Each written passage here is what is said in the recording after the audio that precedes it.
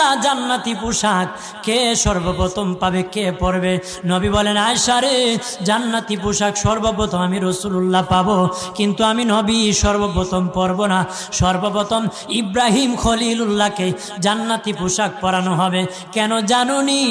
ইব্রাহিম নবীকে নমরুদের আগুনে যখন ফেলে দেওয়া হয়েছিল, দুনিয়ার সব ছেড়ে দিয়েছিল, বাড়ি ছেড়ে দিয়েছিল, সম্পদ ছেড়ে দিয়েছিল, মা বাবা ছেড়ে দিয়েছিল, এমনকি গায়ের জামাও যখন খুলে নেয়, ইব্রাহিম কয়েক কাপড় ছেড়ে দিতে পারি, আমার আসমানের মালিককে ছেড়ে দিতে পারি না। ওই দিন আল্লাহ ইব্রাহিমের সাথে অঙ্গীকার করেছিল, ইব্রাহিম আজকে তোমাকে সকলের সামনে উলঙ্গ করে লজ্জায় ফেলে দিয়েছি ইব্রাহিম, তারপরে তুমি আমাকে ছাড়ো নাই। আমি কিয়ামতের দিন সকলের সামনে মুসলমান, বেঈমান, কাফের, নাস্তিক যারা তোমাকে উলঙ্গ করেছিল, তাদের সামনে আমি আল্লাহ আনুষ্ঠানিকভাবে তোমাকে কাপড় পরাই।